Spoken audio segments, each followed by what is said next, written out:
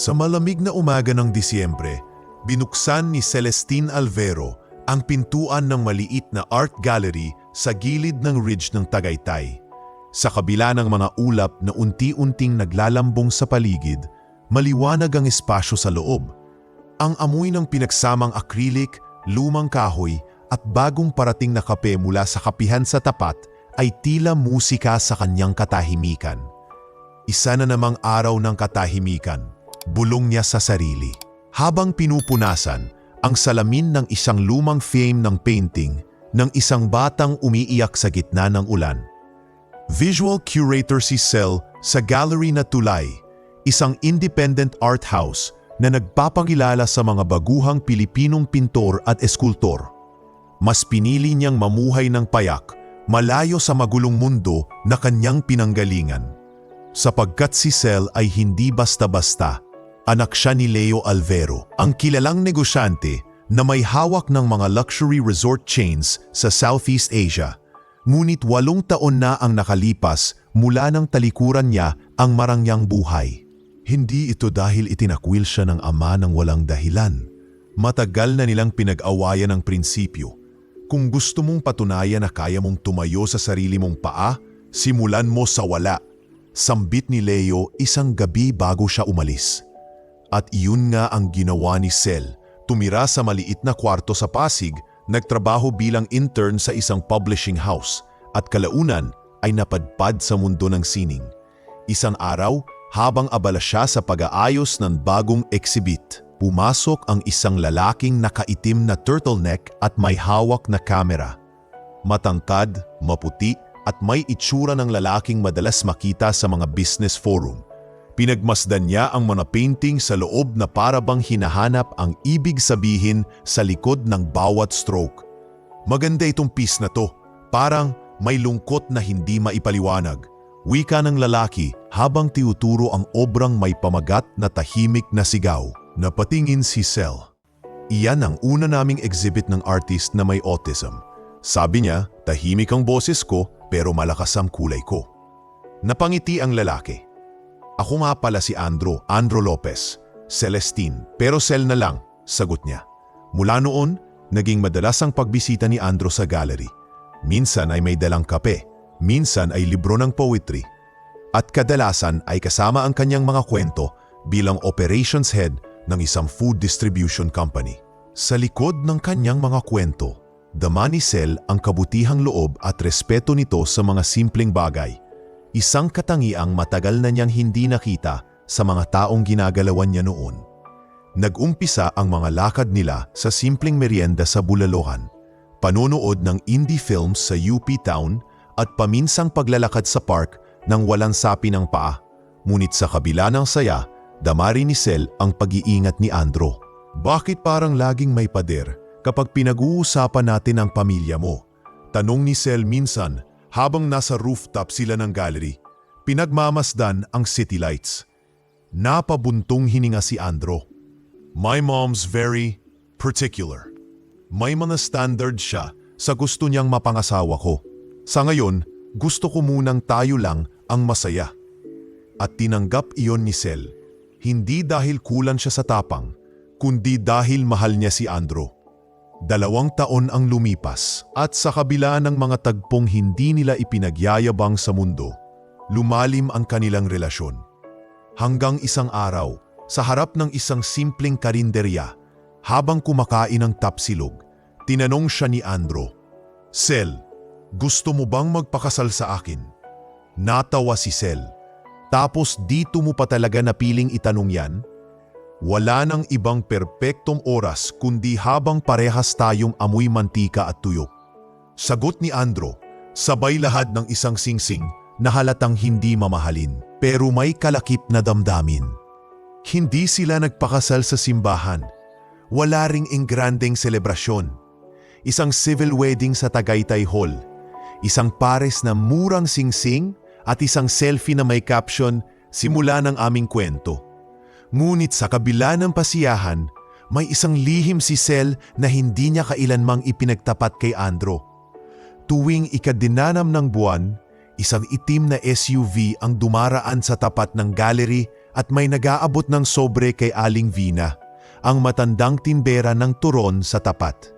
Sa loob ng sobre, may pera para kay Sel. Ngunit hindi ito nakakarating sa kanya. Isang araw sa pag-alis ni Andrew para sa business trip, lumapit si Aling Vina. Iha, kung sakaling mapagod ka sa katahimikan, nandito ang liham ng ama mo.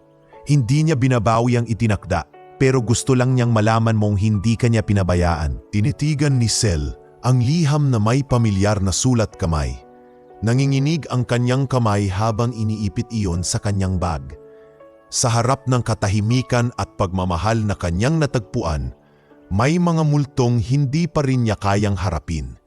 At hindi niya alam, ang lahat ng iyon ay isa lang sa mga unang piraso ng isang larawang hindi pa niya kayang pinturahan. Ang unang pagkikita ni Celestine at ng kanyang biyenan na si Margarita Lopez ay hindi katulad ng mga eksenang napapanood niya sa mga pelikula. Walang yakapan, walang mainit na bati, at tiyak na walang ngiti. Siya po si Sel, sabi ni Andrew habang binuksan ang gate ng ancestral house ng mga Lopez sa San Juan. Ma, si Sel, asawa ko. Nakahilera ang mga puting orchid sa pasilyo ng hardin. Perpektong kaayusan, perpektong pagkakaayos ng mesa sa veranda. Sa gitna nito, nakatayo si Margarita, matangkad, nakasuot ng mamahaling damit, at tila walang bahid ng damdamin sa kanyang muka. Kamusta po, Tita Margarita? Mahinahong bati ni Sel, sabay lahad ng kamay. Hindi ito tinanggap ni Margarita. Sa halip ay tiningnan lamang si Sel mula ulo hanggang paa. Tila sinusukat kung ilang patong ng kahihiyan ang dala ng babae sa kanyang harapan. Hindi mo kailangang tawagin akong tita. Biyenan mo na ako, hindi ka bisita rito. Malamig niyang tugon bago lumingon kay Andrew. Bakit hindi mo sinabi sa aking ganyan siya manamit? Napayuko si Sel. Ang suot niya noon ay simpleng long sleeve blouse at maong. Disenteng kasuotan para sa kanya, ngunit tila hindi umabot sa pamantayan ni Margarita. Ma, sabat ni Andrew, ayos lang ang itsura niya. Siguro para sa iyo, Andrew. Pero hindi ito ang itsura ng babaeng kayang sumabay sa pangalan nating Lopez. Hindi kumibo si Sel. Pinilit niyang ngumiti at sinabihan ng sarili na baka pagod lang ang matanda. Ngunit sa mismong sandaling iyon, unti-unting nagkikiskisan ang batong pasensya sa kanyang dibdib. Sa loob ng bahay, sinalubong sila ng matandang si Ambrosio, ang ama ni Andrew. Tahimik itong bumati, isang tangulang na parang hindi ring alam kung paano tatanggapin ang presensya ni Sel. Sa mga larawan sa dingding, mula sa mga donasyon sa simbahan, awarding ceremonies at charity events, nandoon si Margarita at ang buong pamilya. Lahat ay bihis, lahat ay masaya at lahat ay tila perpekto. Walang puwang ang isang tulad niyang hindi nagmula sa angkan. May handa akong dinner sa loob, sabi ni Margarita. Huwag kang mag-alala, Celestine. Hindi ko sinadyang walang ihanda na paborito mo. Hindi ko kasi alam kung may paborito kang pagkain. Bahagyang natawa ang kapatid ni Andrew, si Karina, na tahimik na nakaupo sa gilid ng sala. Si Sel ay napatingin kay Andrew. Hindi nito matingnan ng diretso ang kanyang mata. Habang sila'y sabay-sabay na kumakain sa malaking dining table na may silver utensils at malahotel na setup, sinimulan muli ni Margarita ang kanyang pagsusuri. So, Celestine, anong balak mo sa buhay? Nagkibit balikat si Sel. Nagtatrabaho po ako bilang curator sa isang gallery sa Tagaytay. Curator? Gallery? Sabay balik ni Margarita sa kanyang wine glass. Parang, ano ba ito? Parang gumagawa ng exhibits. Opo, tinutulungan ko ang mga artist, lalo na yung mga galing sa probinsya na maipakita ang gawa nila sa public spaces. Public spaces? So mga park? Barangay hall? Ganon? Sabat ni Helena, pinsan ni Andrew, habang nakatawa. Napangipi si Sel ngunit hindi sumagot. Baka naman hija? Sabi ni Margarita, habang maayos na inilalagay ang napkin sa kanyang kanduman. May balak kang umasenso. Ibig kong sabihin, hindi ba't mahirap umangat kung laging na ang pag-angat po ay hindi lang sa pera o titulo, mahinahong tugon ni Sel. Minsan po, masarap sa pakiramdam yung makatulong kang maiangat ang iba. Tumigil ang mga kutsara. Walang kumibo. Si Ambrosio ay kunwaring umubo. Si Karina ay nagkunwaring tinitingnan ang kanyang cellphone. Si Andro nanatiling tahimik. Sa ilalim ng mesa, naramdaman ni Sel ang bahagyang pagkilos ni Andro na parang gustong hawakan ang kanyang kamay, ngunit biglang inatras. Hindi nito kinaya. At doon nagsimula ang pagdududa sa puso ni Sel. Sa pag-uwi nila ng gabing iyon, habang nagmamaneho si Andro, wala siyang imik. Si Sel ay nakatanaw lamang sa labas, pinagmamasdan ang mga ilaw ng Maynila habang unti-unting nalulunod sa ingay ng katahimikan. Andro, basag ni Sel sa katahimikan. Pinagsisihan mo ba akong ipakilala sa kanila? Nabalingon si Andro. Hindi sa ganun, mahirap lang kasi Sel. Alam mong matigas si Mama. Hindi siya basta-basta nagpapasok ng tao sa buhay niya. At sa buhay mo? Tanong ni Sel. Kasama ba ako sa mundo mo? O palihim pa rin ako kahit asawa na kita? Huminto sa traffic light ang sasakyan. Saglit na katahimikan. Isang buntong hiningangi sinagot ni Andro. I just need time. Maayos din to, Sel. Konting tiyaga lang. Pero sa loob ni Sel, hindi oras ang kailangan. Hindi tiyaga, kundi tapang. Tapang na hindi niya tiyak kung meron si Andro para sa kanya. Habang papalayo sila sa bahay ng mga Lopez, pakiramdam ni Sel ay lalong lumalayo rin si Andro sa kanya. Na para bang hindi lang distansya ang namamagitan, kundi bangin. Isang malalim, malamig at walang katiyakang bangin. 3 linggo matapos ang nakakabigat na family dinner, tuluyan nang lumipat sina Sel at Andro sa isang maliit na apartment sa Mandaluyong, sa isang lumang gusaling malapit lang sa opisina ni Andro. Wala na ang tanawin ng kabundukan ng Tagaytay, wala na rin ang mga sining sa paligid. Pinalitan ito ng maingay na trapiko, humahagibis na jeep, at mga kapitbahay na halos tuwing gabi may inuman sa labas. Sorry kung maliit lang, Sel. Ani Andro habang inaayos ang kurtina ng bagong bahay nila. Pero at least malayo sa gulo. Tahimik dito. Tahimik oo. Pero iba ang katahimikan ng bagong tahanan nila. Hindi ito tulad ng payapang katahimikan ng bundok, kundi katahimikang parang pilit isinisiksik sa isang sulok ang mga damdaming ayaw pag-usapan. Kahit may galit, hindi nagsasalita si Sel. Mas pinili niyang ibuhos ang sarili sa trabaho. Inaral niya ang tungkol sa mga art NFT galleries na lumalaganap sa Europe at US. Matapos ang ilang buwang research, nag-apply siya bilang online curator sa isang gallery sa Berlin at sa isang startup sa Toronto na nagbebenta ng digital art for charity. Habang natutulog si Andro sa gabi, gising si Sel. Tinatapos ang mga write-up ng artists. Binubuo ang visual presentation para sa auction catalog. At minsan ay nagkakape hanggang madaling araw habang binabasa ang mga module ng online course niya sa Marketing Law Compliance. Hindi ka pa rin natutulog? Tanong ni Andro minsang bumangon sa kalagitnaan ng gabi. May deadline ako sa client ko sa Canada. Sagot ni Sel habang tinititigan ang laptop. Last week ng project. Wala pa namang binabayaran na renta. Pwede ka namang magpahinga minsan. Napatingin si Sel. Hindi ako nagtatrabaho para lang sa gastos natin, Andro. Gusto kong bumuo ng sarili ko. Yung hindi lang asawa mo, yung ako. Tahimik lang si Andro. Tumango. Bumalik sa kama. Isang hapon habang pauwi si Sel mula sa grocery, may nag-abot sa kanya ng sobre. Isang matandang babae, tila vendor, ang lumapit sa kanya sa ilalim ng overpass. May suot itong lumang blusa at kilala niya ito agad. Si Aling Vina. Iha, mahina ang tinig ng matanda. Pinapabigay ng isang tao, galing sa BGC office.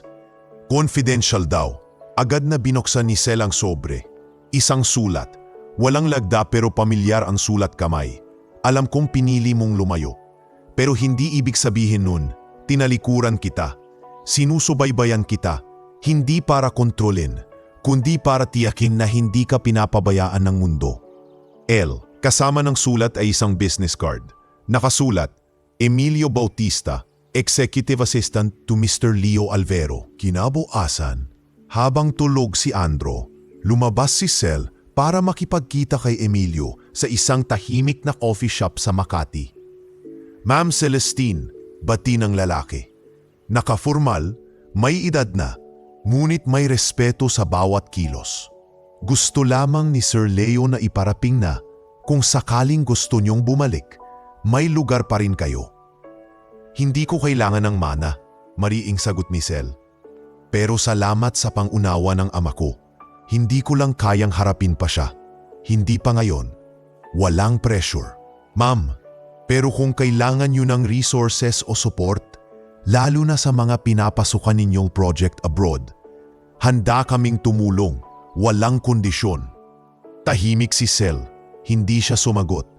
Ngunit sa isip niya, isang pintuan na matagal nang sarado ay bahagyang bumukas. Nang makauwi siya, nandun si Andro sa sala. Nakaupo, nakasimangot at may hawak na papel. Ano to? Tanong nito, sabay abot ng isang envelope na hindi niya namalayang naiwan sa bag. Napakagatlabi si Sel. Galing kay Emilio, isa sa mga staff ng tatay mo, putol ni Andro. Pinagbawalan na kitang kausapin siya, Sel. Alam mong ayaw ko ng gulo. Hindi ko siya kinausap para manggulo, sagot ni Sel. Ramdam ang nanginginig na tinig. Gusto ko lang ipaalam sa sarili ko na kaya ko nang harapin ang kahit sinong Alvero. Hindi ko siya pinuntahan para humini. Pero ginawa mo pa rin, sa kabila ng usapan natin. Bakit? Kasi mas importante sa'yo na hindi mainis nanay mo kaysa sa marinig kung ano ang kailangan kong gawin para sa sarili ko. Sagot ni Sel, may tinig na ngayon ang pinipigilang hinanakit. Tahimik si Andro. Tumayo siya at pumasok sa kwarto. Naiwang mag-isa si Sel sa sala. Hawak ang sobre mula kay Emilio. Hawak ang lumang galit na muling bumangon sa kanyang dibdib. Ngunit sa kabila nito, sa taloob-looban niya, may boses na nagtutulak sa kanyang magpatuloy. At sa mga sumunod na buwan, iyon nga ang ginawa niya. Nag-ipon siya, nag-invest sa mutual funds, nakipag-partner sa 2 freelance artist sa Davao para sa isang international digital exhibit. Nakatanggap siya ng scholarship sa isang Singapore-based institution para sa business ethics training. At habang ang gabi abala sa katahimikan, si Celestine ay patuloy na binubuo ang sarili, piraso-piraso, hindi para maging Alvero, hindi para maging Lopez, kundi para maging sarili niyang pangalan. Nakikitira, walang pamilyang maipagmamalaki, kabit na umeksena sa buhay ni Andro. Hindi man binanggit ng direkta, paulit-ulit na naririnig ni Celestine ang mga salitang iyon mula sa likod ng kanyang cellphone habang sinisilip ang chat group ng pamilya ni Andro. Lopez Legacy ang pangalan. Minsan ay padaplis lang ang mga patutsada. Minsan ay bulgar at lantaran. Kawawa naman si Andro. Nagpakasal sa babaeng hindi natin kilala. Baka nagpapanggap lang para mapalapit sa yaman natin. Tio Marvin. Buti pa si Helena, may breeding. Hindi kung sino-sino lang. Helena mismo. Minsan habang nagpo-post ng litrato nila ni Margarita sa isang event, wala ni isang pagtatanggol mula sa asawa niya. Wala ring kahit isang stop o delete this mula kay Andro. At yon ang mas masakit kay Sel kaysa sa mismong salita. Nang minsang sabay silang kumain sa karinderya sa ibaba ng opisina ni Andro, hindi na niya napigilang itanong. Andro, binasa mo ba yung group chat niyo kagabi? Alin? Yung kay Tio Marvin, sabay kagat sa lumpiang Shanghai? Hayaan mo na, Sel. Ganyan talaga sila. Palabiro. Hindi yun biro, wala silang karapatang sabihing nakikitira ako. At lalong hindi sila may karapatang magdesisyon kung sino ang karapat-dapat sa'yo, sagot ni Sel, nilulunok ang namumuong luha. Napabuntong hininga si Andro. Kung yan lang ang gusto mong pag-usapan ngayong lunch break ko, baka mamaya na lang tayo mag-usap. Tumayo si Sel, tahimik. Iniwan ang kalahating kinain. Pag-uwi niya ng gabing yon, tahimik lang si Sel habang tinatanggal ang kanyang hikaw at binubura ang lipstick sa harap ng salamin. Hindi na siya umiiyak. Ang mga luhang dati dumadaloy ngayon natuyo na sa paulit-ulit na panlalait. Kinabukasan, habang si Andro ay nasa opisina, nakatanggap siya ng tawag mula sa isang hindi kilalang numero. Pagsagot niya, maririnig agad ang maangas na boses ni Margarita. "Celestine, let's not waste each other's time. May tinatanggap akong alok mula sa isang business family sa Cebu. Gusto nila si Helena para kay Andro. Matino, may negosyo, at hindi mapapel tulad mo." Napigilan si Cel. "At ano pong gusto niyong gawin ko?" "Umalis ka. Hiwalayan mo ang anak ko habang may natitira ka pang dignidad. Huwag mong hintayin na kami ang kumilos." Hindi sumagot si Cel. Sa halip, binaba niya ang tawag. Tumitig siya sa kawalan habang ang init ng galit ay tila unti-unting bumabalot sa kanyang katawan. Pagsapit ng hapon, dumating si Andro galing trabaho.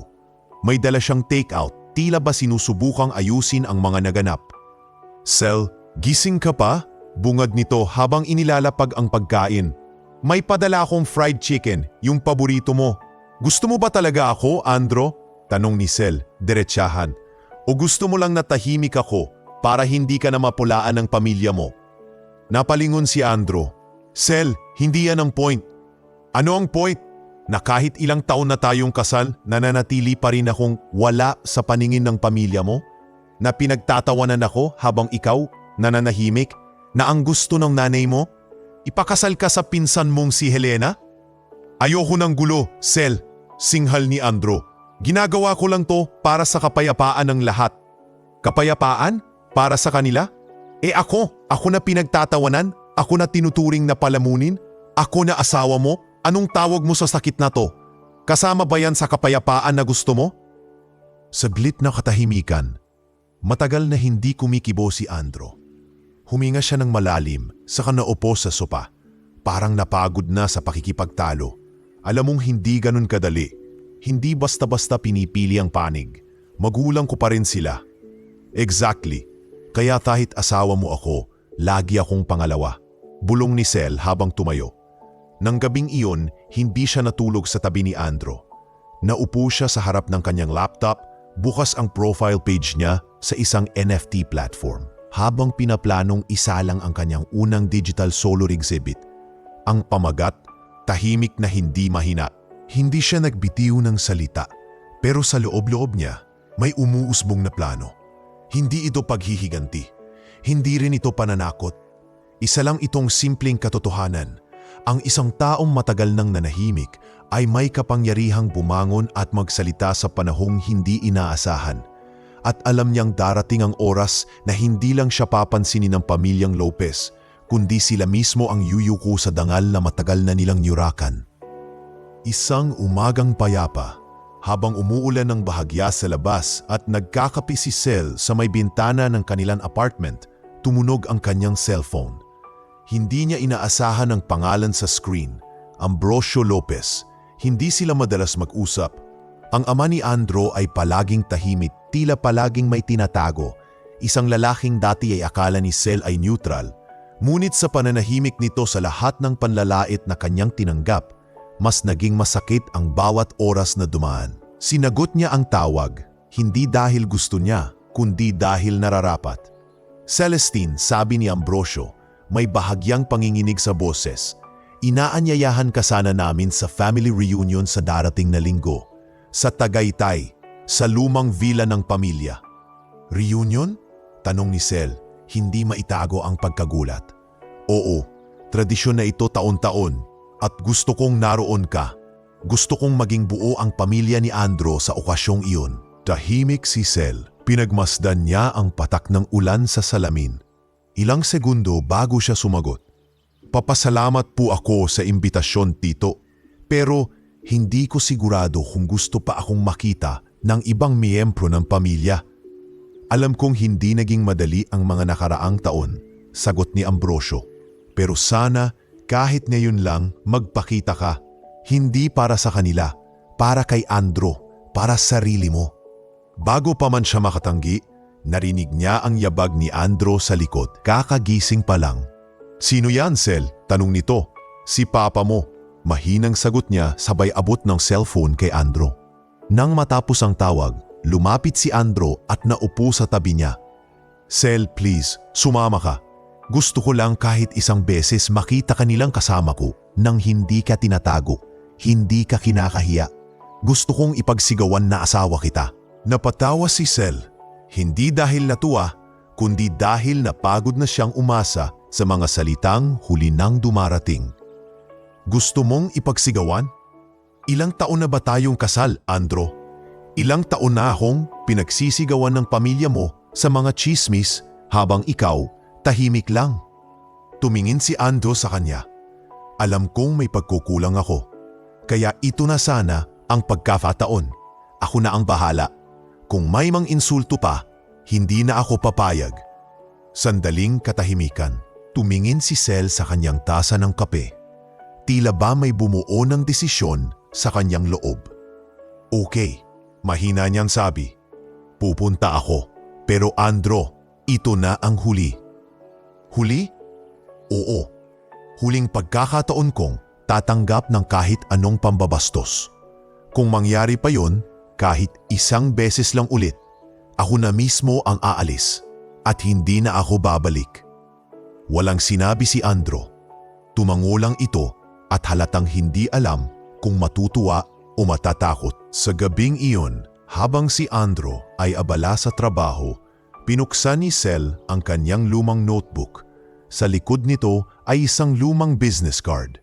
Emilio Bautista, Executive Assistant to Mr. Leo Alvero. Tinawagan niya ito. Emilio, Celestine ito. Ma'am Celestine, anong maitutulong ko? Sa linggo, may family reunion sa Tagaytay. Gusto ko ng presents. Presents? Oo. Gusto ko ng pahayag. Gusto kong ipakita na hindi ako ang babae nilang pinalalabas na walang angkan. Gusto pong malaman nilang mali sila. Understood, ma'am. Ilan po ang ipapapunta ko? Isa lang ang kailangan, yung sapat para manahimik ang buong villa. Naiparating ko na ang mensahe, ma'am. Inaasahan nila kayo. At pagdating ng araw ng linggo, dumating si Sel sa villa ng pamilya Lopez na nakasuot lamang ng simpleng puting bestida. Wala siyang alahas, walang makeup, flat shoes lang ang kanyang suot. Nakasabit sa kanyang balikat ang lumang bag na ginagamit niya pa noong intern pa lamang siya sa publishing company. Lahat ng paningin ay agad sa kanya nang dumaan siya sa tarangkahan. Ang ilan ay hindi alam kung sino siya. Ang iba na may ngumiti pero may halatang pagtataka sa muka. Siya ba yun? Bulong ng isang tita ni Andro. Yan na ba si Celestine? Bakit parang mas mukha pa siyang kasambahay kaysa asawa ni Andro? Sabat naman ni Helena na naka-designer dress at kulay rosas na stiletto. Tahimik lang si Sel. Tiningnan niya ang mga mesa, ang mga matatanda sa isang gilid, ang mga bata sa pool area at sa gitna naroon si Margarita, nakaupo sa pinakasentrong upuan, parang reyna sa kanyang trono. Nang makita siya, napailing si Margarita at agad na bumulong sa katabing si Tio Marvin. Haya na ang bitbit ni Andro, ani Margarita, ni hindi man lang marunong mag-ayos ng sarili. Pero sa ilalim ng kanyang simpleng pananamit, sa likod ng kanyang mga tahimik na hakbang, naroon ang isang babaeng matagal nang nanahimik. At sa oras na iyon, ang kanyang katahimikan ay handa nang magsalita, hindi sa salita, kundi sa pagkatao. May paparating. Isang itim na SUV ang huminto sa labas ng gate. At sa mismong araw na iyon, walang kamalay-malay ang pamilyang Lopez. Ang katahimikang matagal nilang hinamak ay magsisimula ng kumalampag at hindi nila ito mapipigilan. Masigla ang paligid ng villa ng mga Lopez. Sa ilalim ng mga kawayang may palamuting banderitas, nagsasalo-salo ang buong angkan sa isang mahabang mesa ng pagkaing Pilipino. Lechon, inihaw, kare-kare, lumpia at isang espesyal na paella na pinagmamalaki ni Tita Rosita taon-taon. May background music pa ng classic OPM. Tawa ng tawa ang mga bata sa gilid habang naliligo sa pool, habang ang mga matatanda nagkukwentuhan tungkol sa negosyo, politika at paulit-ulit ang legacy ng pamilyang Lopez. Si Sel ay tahimik na nakaupo sa dulo ng mesa. Kahit papilit numiti, dama niyang hindi siya bahagi ng kasiyahan. Parang isa siyang bisitang hindi inanyayahan pero pinagtiisan lang. Ay Celestine, baka gusto mong humabol sa trivia game namin tungkol sa pamilya. Wika ni Karina, pinsan ni Andrew, may halong pang-uuyam. Pasensya na Karina, mas gusto kong manood muna. Magalang na tugon ni Sel habang iniiwasan ang titig ni Helena sa kabilang dulo. Biglang may kaluskos ng tinidor sa baso. Tumayo si Margarita, may hawak na wine glass. Tumahimik ang paligid. Lahat ay napalingon sa kanya. Alam ng lahat, kapag tumayo na si Margarita, may sasabihin siyang importante o delikado. Mga anak, pamangkin, kapatid, panimula nito habang taas noong nakatayo sa gitna. Alam ko namang lahat kayo ay curious sa piniling babae ng anak kong si Andrew. Lumingon si Sel. Alam niyang siya na naman ang sentro ng pagkutya kaya't gusto kong tanungin si Celestine. Dito sa harap ng ating pamilya, para malinawan tayong lahat. Tumigil saglit si Margarita, saka hinarap si Sel. Iha, may balak ka bang maging isang tunay na Lopez? Hindi ko tinutukoy ang apelyido ha. Ang ibig kong sabihin, may ambisyon ka bang tumayong karapat-dapat sa pangalang ito? Napalingon ang lahat kay Sel. Si Andrew ay biglang napatayo, ngunit pinaupo agad ng ina gamit ang titig at galit sa mukha. Tahimik si Sel. Hindi dahil wala siyang may sagot, kundi dahil alam niyang walang sagot ang sapat sa paningin ng biyenan niyang ito. Wala kang sagot? Ganyan ba talaga ang mga babaeng kinalakihan sa bangketa? Patuloy ni Margarita. Tahimik, palihim, nakikitira at walang breathing. Isang iglap lang ang lumipas, ngunit para kay Sel, tila huminto ang oras. Sa harap ng buong angkan, walang paalam, walang pasintabi. Inangat ni Margarita ang palad at isinampal ito sa kanyang pisngi. Malakas, matunog at punong-puno ng galit. Lahat ay natigilan. Walang kumibo. Tila natahimik ang buong paligid. Kahit ang mga batang kanina'y nagtatawanan ay napalingon. Si Andrew ay mabilis na tumayo. Ma, tama na. Pero hindi na kailangan. Dahil si Sel, sa halip na umiyak, sa halip na tumakbo palabas gaya ng inaasahan ng marami, ay tumayo lang ng marahan.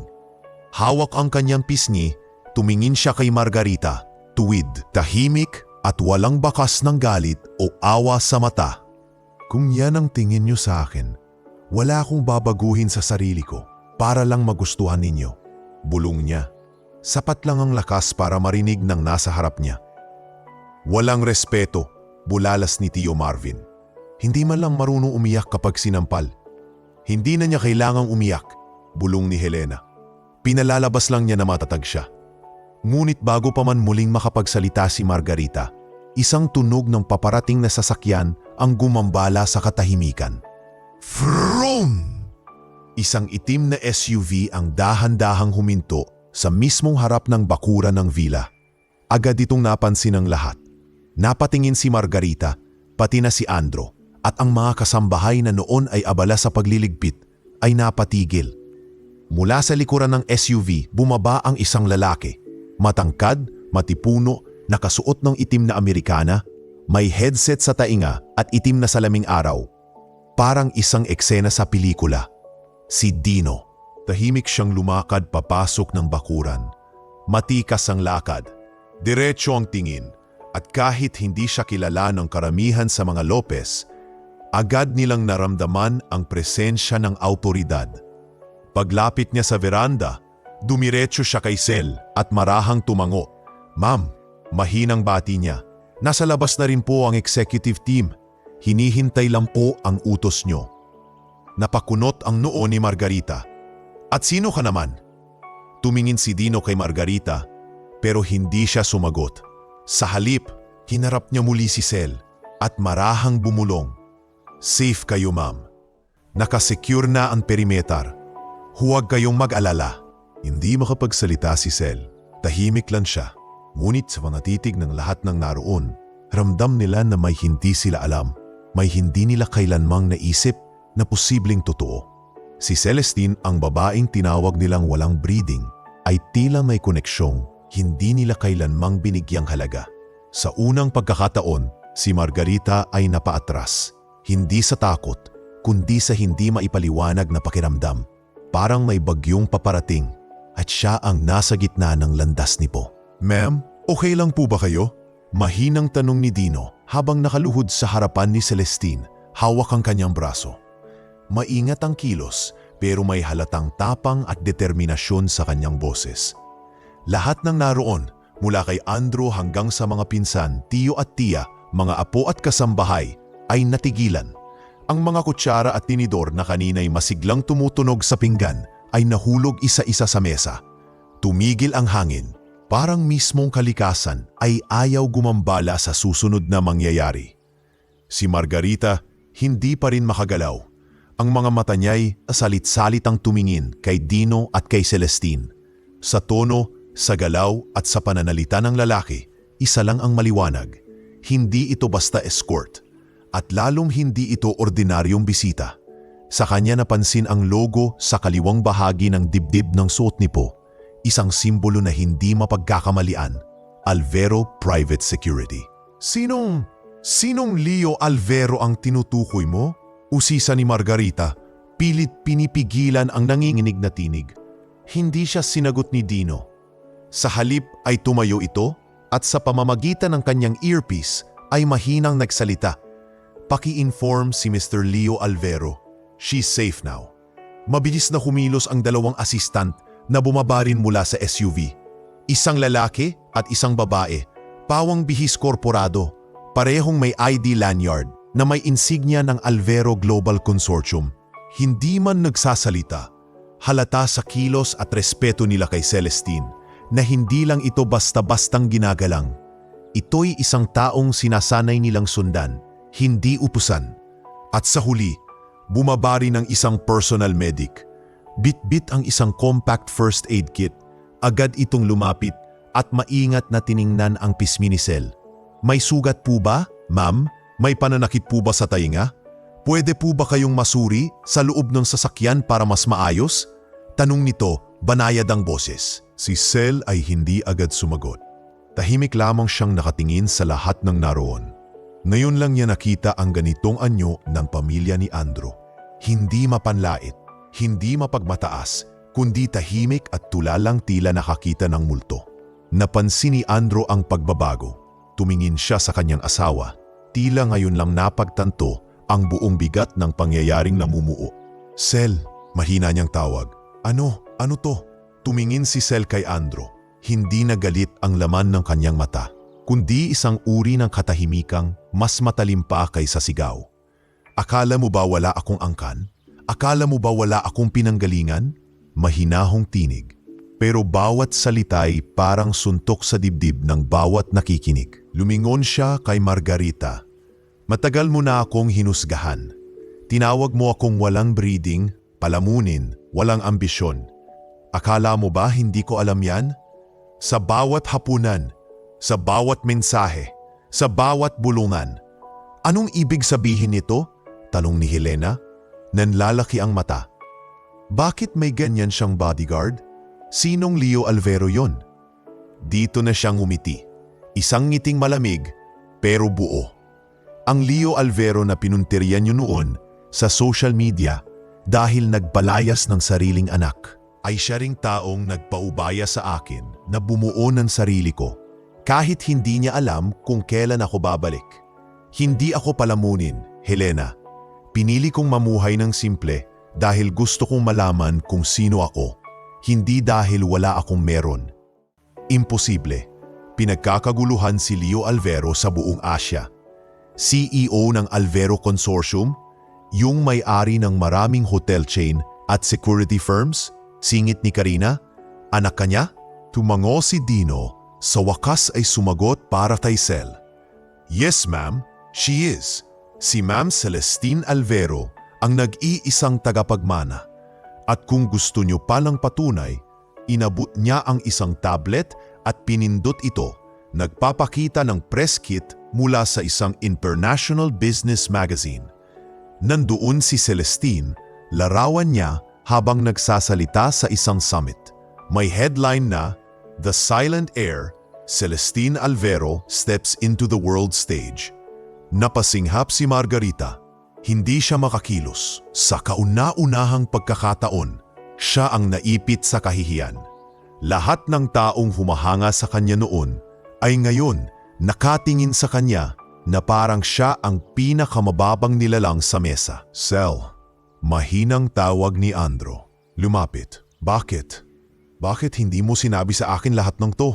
Sinubukan kong iparamdam sa iyo na kaya kong magmahal ng buo kahit hindi mo ako ipaglaban. Pero mali ako. Hindi ako pumasok sa pamilya mo para patunayan ang yaman ko. Pero dahil tinapakan niyo na rin ang pagkatao ko, hindi ko na kailangang manahimik. Sel, I'm sorry, halos pabulong na sabi ni Andro. Hindi ko alam. Hindi na siya nilingon ni Sel. Tumalikod siya at sa bawat hakbang palayo mula sa mesa ay parang unti-unting naglalaho ang lahat ng galit, sakit at pagdududa sa kanyang balikat. Si Dino ay sumunod. Binuksan ang pinto ng SUV. Bago siya sumakay, lumingon siya muli sa lahat. Ang dignidad, hindi ninanakaw, binabawi ito. At ito ang araw na binawi ko ang sa akin.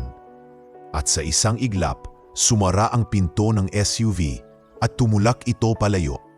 Sa villa ng mga Lopez, naiwan ang katahimikan. Ngunit sa isip ng bawat naroon, tumatak ang araw na iyon. Ang araw na ang babaeng tinawag nilang walang halaga ay humarap sa kanila bilang isang tunay na Alvero. Hindi sa apelyido, kundi sa tapang. Tahimik ang buong bakuran ng villa habang bumalik si Dino sa harapan ng mga bisita. Tumayo sa gitna ng veranda at inihayag ng buong linaw. Para sa lahat ng naririto, hayaan po ninyong ipakilala ko ng formal. Siya po si Miss Celestine Alvero, ang nag-iisang anak ni Ginoong Leo Alvero, tagapagtatag at punong executive officer ng Alvero Global Consortium. Tila isang bomba ang pahayag, isang iglap lang nagsimulang magbulungan ang mga tao. Ang ilan ay napakapit sa upuan, ang iba ay naamulagat, at may ilan pa ngang hindi mapigilang mapasigaw ng mahina. Siya? Halos pasigaw na reaksyon ni Tita Rosita. Yung asawa ni Andro? Yung naka-flat shoes lang? Ano bang nangyayari? Tanong ni Tio Marvin habang nakanganga at hindi makapaniwala. Nagbibiro lang ba yan? Ngunit ang hindi makapagsalita, hindi makagalaw at halos maputla sa kinauupuan ay si Margarita. Ang kaninang matapang, maangas at mapanghusga niyang tindig ay biglang nanlambot. Parang unti-unti siyang nilulunod ng katotohanang hindi niya kailanmang inakalang posible. Tumingin si Celestine sa paligid. Dama niyang sa bawat kilusan niya ay parang may libong matang sumusubaybay. Hindi na ngayon para laitin siya, kundi dahil lahat ay gustong intindihin kung paano nila nalinlang na mga sarili nilang akala. Tahimik siyang lumapit kay Andro, na noon ay hindi pa rin makatingin sa kanya ng diretsyo. Tila ba kinain ng hiya at hindi malaman kung yayakapin ba siya o lalayo. Tumingin si Sel sa kanya. Mahinahon, walang bakas ng galit, pero may bigat ng damdaming matagal ng kinikimkim. Andro, mahinang simula niya. Kahit kailan, hindi kita itinuring na mababa. Hindi kita tiningnan bilang isang lalaki lang na galing sa pamilyang may pangalan. Mahal kita dahil nakita ko sa iyo ang kabutihan, ang respeto, ang pangarap. Tumingin si Andro, nangingilid ang luha. Sel, hindi ko alam kung paano haharapin to. Ngumiti si Sel, malamig pero hindi mapagmataas. Ang hindi mo alam, yun ang naging dahilan kung bakit araw-araw akong lumiliit sa piling mo. Sa bawat katahimikan mo tuwing inaapi ako, sa bawat hindi mo pagsalita, mas pinapalakas mong paniwalaan kung wala akong halaga sa mundo ninyo. Lumapit si Margarita, pilit pinipigilan ang takot sa tinig. Celestine, iha, tumalikod si Sel sa kanya at hinarap na lamang si Dino. Iniabot niya ang kamay nito at buong respeto naman itong tinanggap ng bodyguard. Dino, sabi ni Sel, tama na, tara na. Copy ma'am, tugon ni Dino. Ngunit bago pa sila tuluyang makalabas, huminto muli si Sel sa gitna ng bakuran. Hinarap niya ang lahat at tinig niyang hindi mataas ngunit malinaw at mabagsik ang bumalot sa buong villa.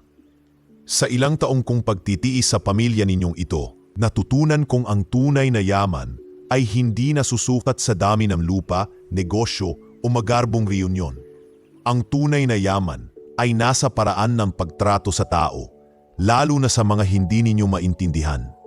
Tumingin siya sa mismong mata ni Margarita. Simula ngayon, hindi nyo na kailangang intindihin ako at lalong hindi nyo na ako masusugatan. Sa una, inakala kong ang katahimikan ang magliligtas sa relasyon natin. Pero mali ako dahil may mga pagkakataong ang pananahimik ay kapareho na rin ng pagkakadena sa sarili.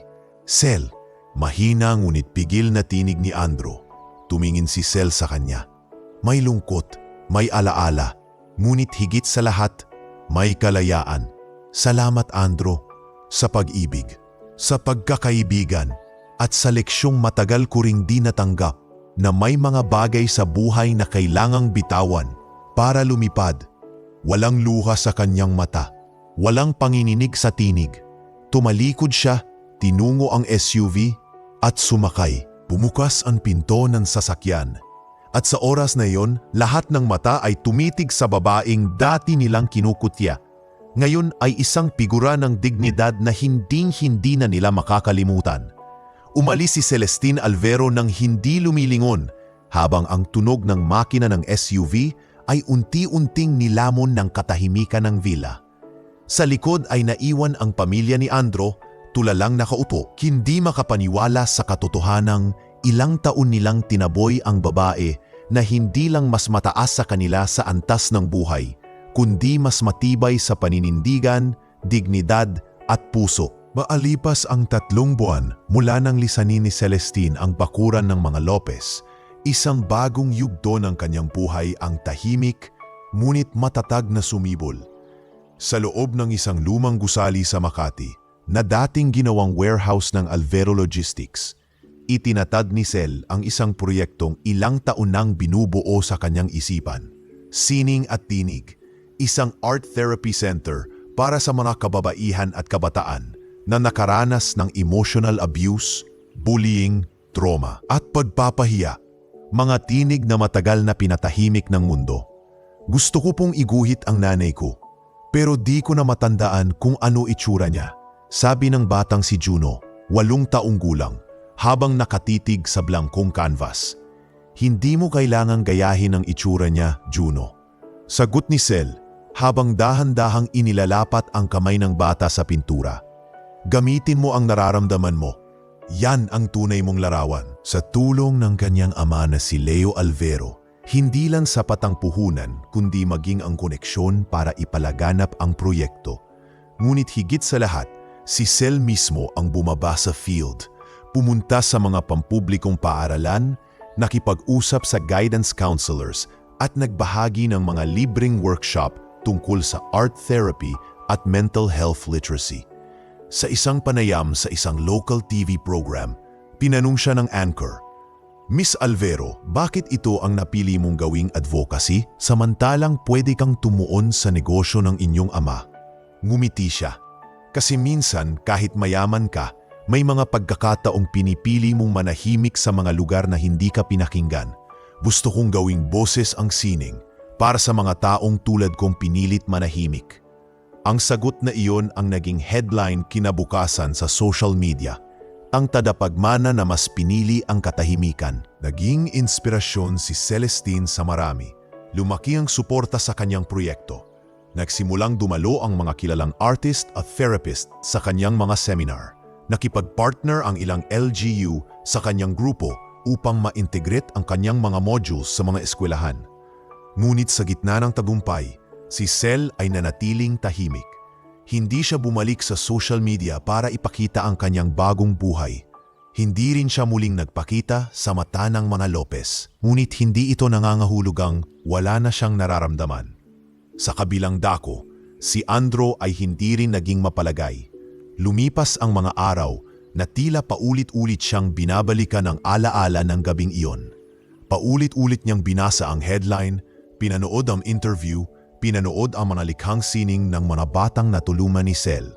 at sa bawat tagumpay nito, tila mas lalo siyang lumulubog sa pagkakasala. Kung may Pride Award, ako na siguro ang panalo, sambit ni Andrew minsang nakikipag-inuman sa kaibigang si Ruel. Bro, dapat noon pa yan. Noon mo pa siya nilabanan, noon mo pa siya pinakinggan. Pero kung babalikan mo siya ngayon, baka wala ka nang sasalubong. Sagot ni Ruel, seryoso. Hindi na sumagot si Andrew. Sa halip ay tumunganga na lang sa bote ng beer, habang ramdam ang pagguho ng lahat ng pinaniwalaan niyang buo. Samantala, isang gabi, habang abala si Sel sa pagsusuri ng mga report sa kanyang foundation, dumating ang tawag mula kay Emilio. Ma'am Sel, may nais po akong iparating. May problema ba? Tanong niya habang nagbabasa ng email. Si Ma'am Margarita, na-aksidente po. Nadulas daw sa banyo, naoperahan ng balakang. Nasa ospital po ngayon. Hindi agad nakasagot si Sel. Matagal bago niya naibaba ang email at itinuon ang pansin sa telepono. Kamusta siya? Stable na po, pero matigas pa rin ang ulo. Ayaw pong makita kahit sino, maliban sa anak niya't ilang kapatid. Huminga ng malalim si Sel. Sinabi mo bang ako'y gustong bumisita? Opo, pero tumanggi po siya. Ang sabi lang niya, hindi ko kailangang makita ang taong nagpamupa sa akin ng lahat ng kahinaan ko. Napangiti si Sel, hindi sa tuwa, kundi sa pagunawa. Hindi lahat ng sugat ay kayang gamutin ng operasyon. May mga sugat na kailangang danasin ng buo upang maintindihan ang tunay na aral. Salamat sa abiso, Emilio. Wala akong galit kay Margarita, pero marahil, hindi ko rin siya kayang puntahan. Hindi pa ngayon. Maiintindihan niya yan, ma'am, sagot ni Emilio. Sa tamang panahon, bago natapos ang gabi, naglakad si Sel sa gallery ng Art Therapy Center. Tahimik na pinanood ang ilang painting na gawa ng mga batang katatapos lang ng session. Sa gitna ng mga kulay at abstract forms, napansin niya ang isang drawing ng isang babaeng nakasuot ng puti, may hawak na bulaklak at nakatayo sa gitna ng ulan. Sa likod nito, nakasulat, minsan po, hindi na kailangan sumigaw para maintindihan, kailangan lang tumayo. Pinunasan ni Sel ang luha sa kanyang mata. Hindi niya alam kung kailan siya muling babalik sa villa ng mga Lopez. Hindi rin niya alam kung kailan siya muling haharap sa mga alaala ni Andrew. Pero isang bagay ang malinaw sa kanya. Sa wakas, siya'y nakatayo na. Hindi para patunayan ang sarili sa iba, kundi para suportahan ang mga katulad niyang matagal nang pinatatahimik ng mundo. At ngayong siya na ang nagbibigay ng tinig, hindi na niya kailanmang hahayaang muling maputol ito. 5 taon ang lumipas. Sa loob ng isang modernong gusali sa Quezon City, nakatayo ang Alvero Foundation for Women and Families, isang institusyong itinatag upang bigyang lakas ang mga kababaihan at mga single parents. Mga taong pinili ng lipunan na maliitin, patahimikin o iwanan. At sa tuktok ng institusyong ito, tahimik ngunit matatag ang lider na hindi na nangangailangan ng pagpapatunay. Celestine Alvero. Sa tuwing dumaraan siya sa hallway ng foundation, maraming staff ang bumabati. Good morning, Ma'am Sel. Ma'am, ipapa-final approve ko lang po yung bagong partner program natin sa Leyte. Ma'am Sel, may scheduled panel interview po kayo sa ANC sa 3 p.m. Numiti lamang siya, simple pa rin ang ayos, nakasimpleng blouse at slacks, may maliit na hikaw at isang itim na relo. Walang mamahaling bag, walang labis na makeup, gaya ng dati. Ngunit sa likod ng payak na anyo ay isang presensyang hindi mapagkakaila, puno ng dangal, karisma at kumpiyansa. Sa kanyang opisina, may 2 laawan sa gilid ng lamesa. Isa ng unang art therapy class nila ni Juno at isa pa ay lumang kuha ng lumang gallery sa Tagaytay, ang lugar kung saan nagsimula ang lahat. Sa araw na iyon, dumating ang team ng isang kilalang news network para sa isang live interview. Isa ito sa mga highlight ng Women Who Changed the Game segment.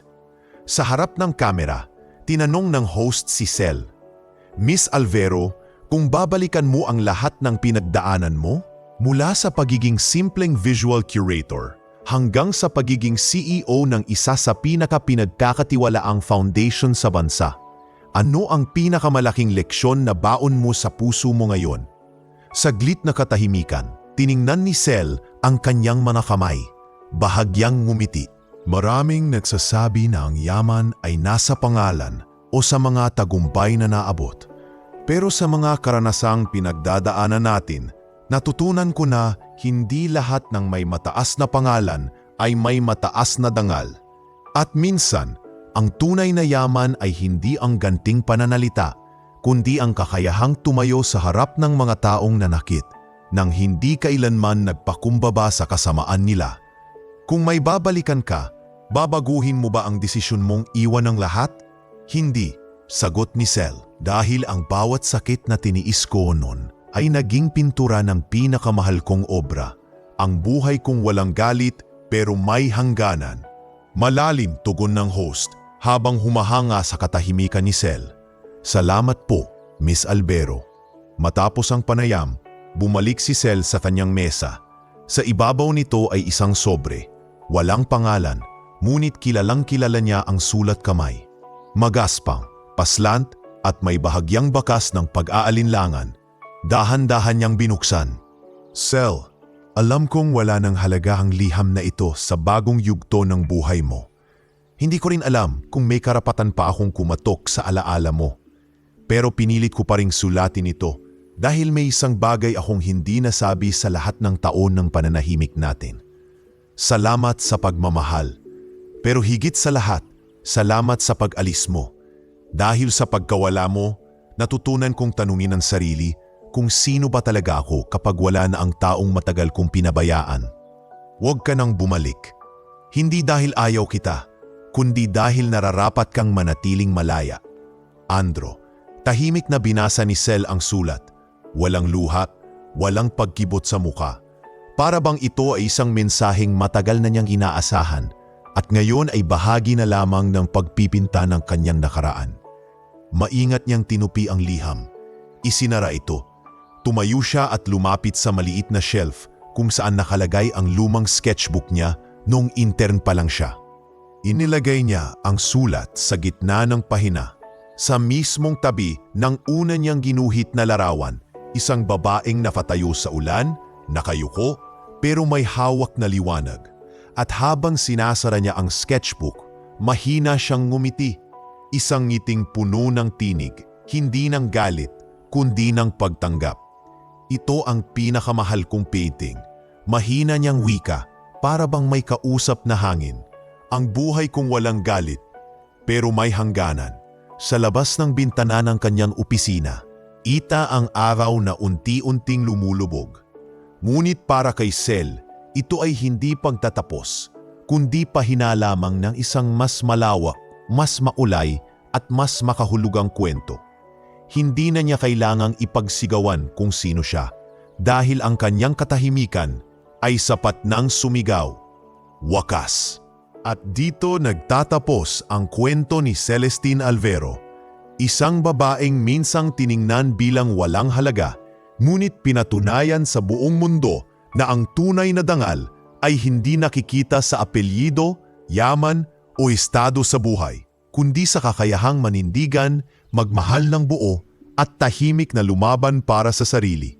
Sa gitna ng pananahimik, doon niya nahanap ang lakas. Sa kabila ng panghuhusga, doon siya lalong tumibay. At sa dulo, hindi niya piniling kumanti, pinili niyang umangat, hindi para manakit, kundi para magsilbing liwanag sa mga tinuturang walang boses. Kaya kung ikaw ay pinatahimik, pinababa o pinagdudahan, alalahanin mo si Celestine. Dahil minsan, ang mga taong pinakatinapakan, sila ang may pinakamatibay na paa para tumindig. Kung nagustuhan mo ang kwento, huwag kalimutang i-like, i-share at mag-subscribe sa Alon ng Istorya para sa mas marami pang makabagbag damdaming kwento na kapupulutan ng aral. I-click mo na rin ang notification bell para una kang makapanood sa susunod naming video. Hanggang sa muli!